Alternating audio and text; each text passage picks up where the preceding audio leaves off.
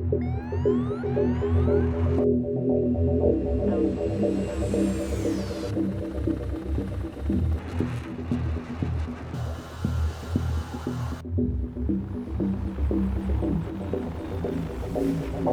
everybody, Cynical Manor here, and today we're in the Mirage F1CE, doing a cold start, taxi, and takeoff in the aircraft. And today's the first day it's been out, so I want to go ahead and get that out to you and let you know how to do those things. And she's I've flown her just a little bit today. She's very seems like it's going to be a good plane, but she's a little quirky, kind of like the A10. A lot of trim involved, constantly trimming in this aircraft, and doesn't take much, and she'll start turning on you. So, but seems like she's got a lot of thrust to weight ratio, and she can get moving pretty quick, just like her son, the Mirage 2000 that's sitting right over there on the ramp. Alright, so let's jump in and we'll take a look at the aircraft. So the first thing I want to talk about is the radar cone, the glare cone here. There's two options for this. You can either have it on or you can take it off. I choose to take it off generally because it's hard to get to these gauges and controls down here. You got to kind of do some twisting your head and all that good stuff. There is an option in the creator screen that you can have this on or off automatically, but the canopy has to be open to take this on or off. Once it's closed, you can't do it. I think you can bring it back, but you can't remove it. So by doing that, this little box here that you see, this radar cover remove thing, just click on that with the left click and it will remove it. But like I said, I don't think it'll come back when the canopy's closed, but if you try to remove it again, I don't think it'll take it off. Alright, so we're going to do a kind of a normal flow here today. We're going to do the right side panel, the left side panel, right side, center panel, and then back to the left. Okay? So the first thing we're going to do, we're going to go down here, and we're actually going to close the canopy. And we'll keep it cracked because it's a nice hot day out here in the desert of Nevada. That's where we're at Nellis Air Force Base. And I forgot to tell you that outside, we'll take a look again. Outside, we've got the Nellis digital camo on, and because we're at Nellis Air Force Base. So I want to keep a nice little thing going there.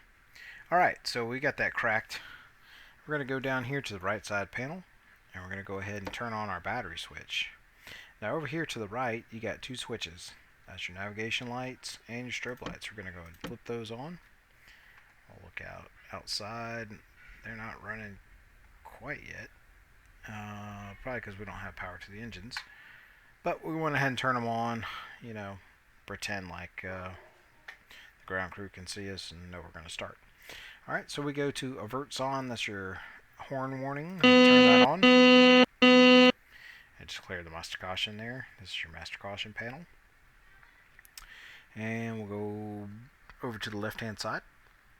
And we're going to go ahead and this switch here. This is your main fuel switch. We're going to left click that and close the cover. We'll turn these two on. And then this switch, you can either manually turn it on or when you open the door here, it turns it on. So you're going to hit the starter switch or starter button for 3 seconds and release, and you'll hear the engines come alive. So we're going to hold that. 1 Mississippi, 2 Mississippi, 3 Mississippi, and we're off.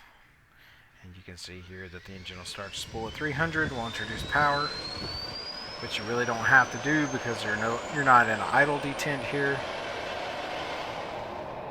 So it's up to you. I do it because I'm used to doing it in other aircraft, but it's not necessary. This will stabilize at 2900 or right around 2900 RPMs.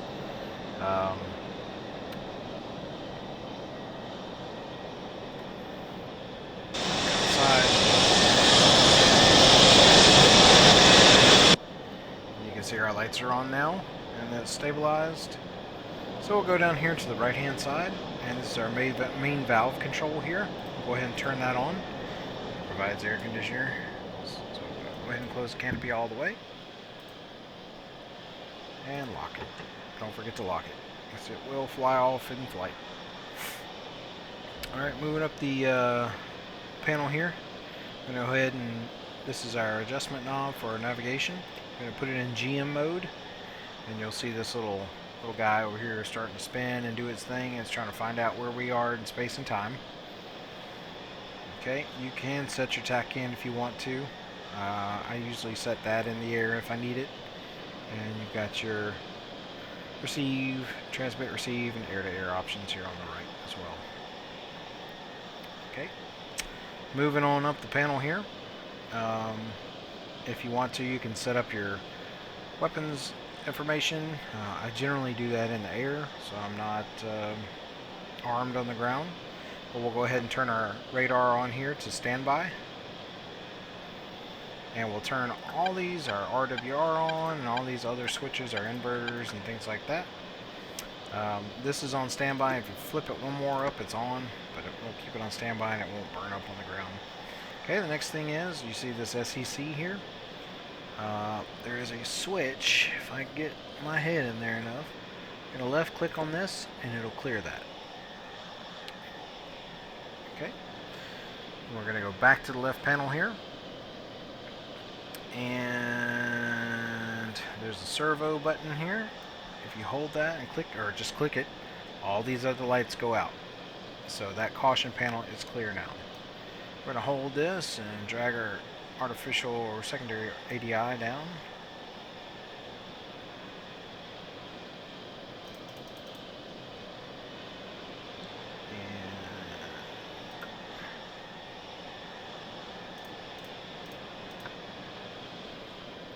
Alright, while we're on this left panel here, we will turn on our radio. So this is our main radio here. I'm going to put that into PAL G, and that does not only our radio, but it does our ground force radio as well. We'll put that to 5 watts.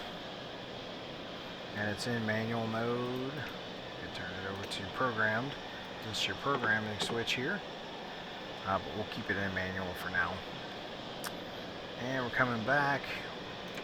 Close that and turn that starter switch off. Coming back, this is our radar here. Go ahead and put it in 35 and a 30 interval scan. And we'll go back to all the way back here. This is our secondary radio. We'll turn that to manual and 5 watts. Now this one is only presets, so leave that like it is. Back over to the right hand side. I forgot to turn on lights, so this is your navigation lights if you want those on. Turn all those on here.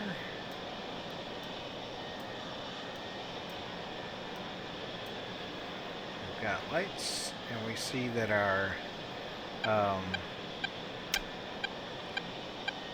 oxygen is working. And if you ever need to know where the oxygen switch is, it's right back here. This switch here, you see it starts at normal. You can right click on that and go down to emergency if you want, but you don't have to mess with it. It's on normal already. We'll remove the stick.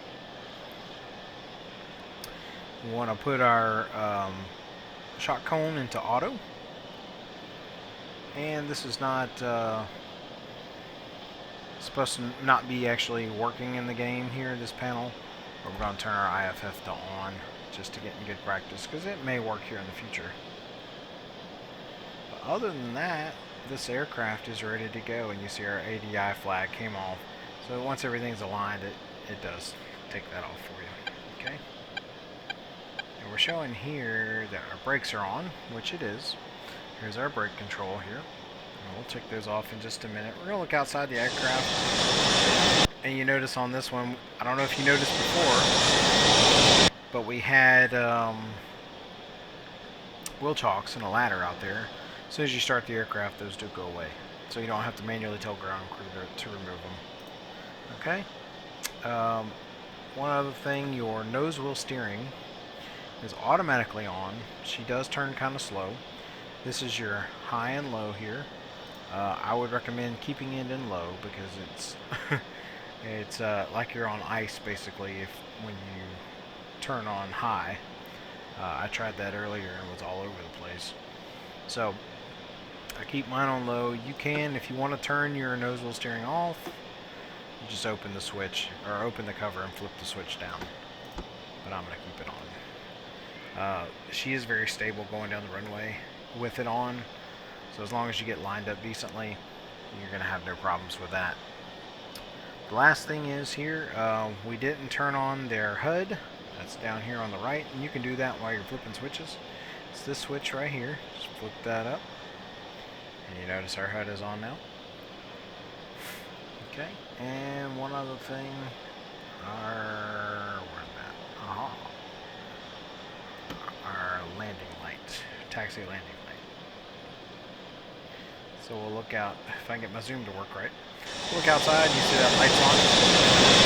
Turn it off, see it fold up.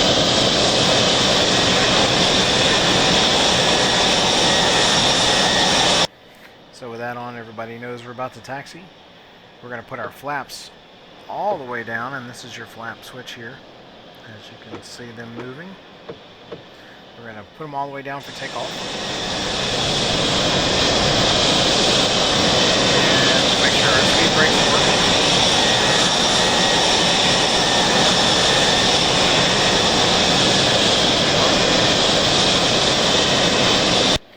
So just like the Mirage 2000, she takes quite a bit of thrust to get going. We'll take our brake off here and just left click that, and that'll go off. And you see our brake light's gone here, this little yellow light here. And we'll start the taxi.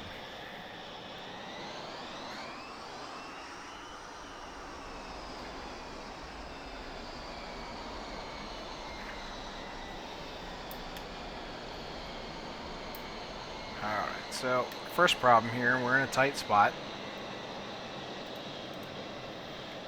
Turn the nose wheel steering on high.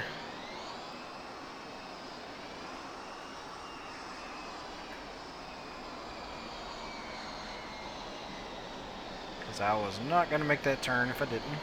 And I'll go back down here and flip it back off. Like I said, she's a little wonky. So we're going to taxi over here.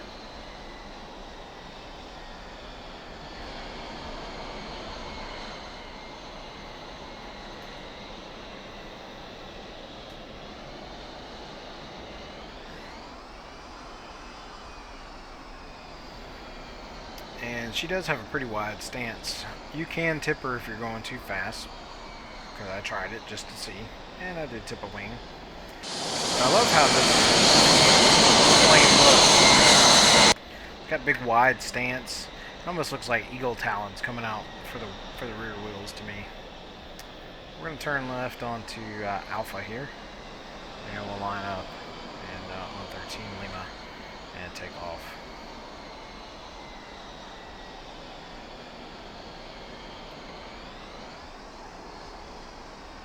And I've got the rudders full to the left, and she just don't turn that great on the ground.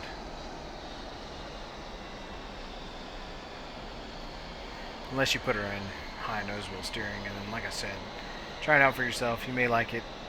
I'm not a big fan. It just feels like it's on ice to me. Alright, so we're going to stop here.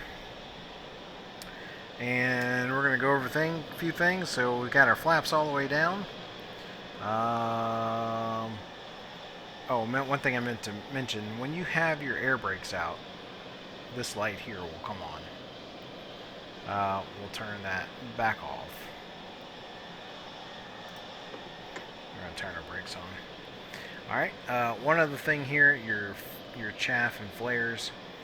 I put them on single, and then you can have just chaff or just flare, or I keep it in the middle for both. Okay. Alright, so we're going to take our brake off again. And we're going to hold the brakes. I'll give you an outside view.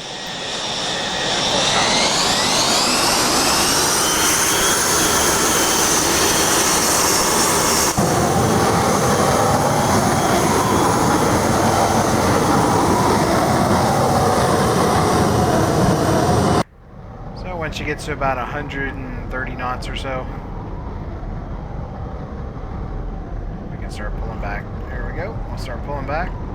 Get her up. And we're up off the ground. So you have to hit the gear twice. Pull our flaps up.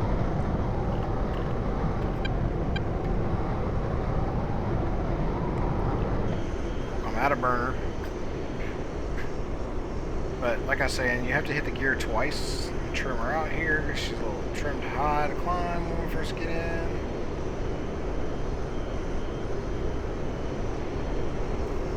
She's a pretty good aircraft. Like I said, she's a little tipsy.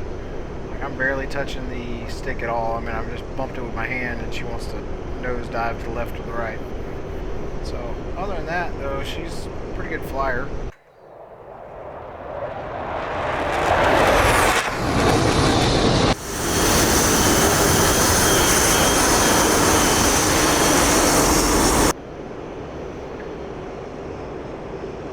Back. She gets moving pretty quick. Only at about a quarter throttle now. So, we'll trim her back out because she's trying to climb still. But, yeah, she seems like she's going to be a good one. And we'll give you a demonstration of the old flares here.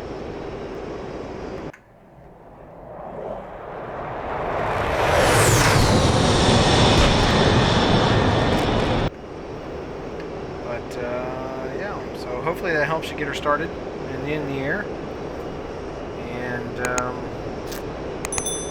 seems like that's about the quickest way to get her going. I hope you enjoyed that. Like and subscribe. Make sure you give me a thumbs up and check out some of my other videos. Thanks and have a good one.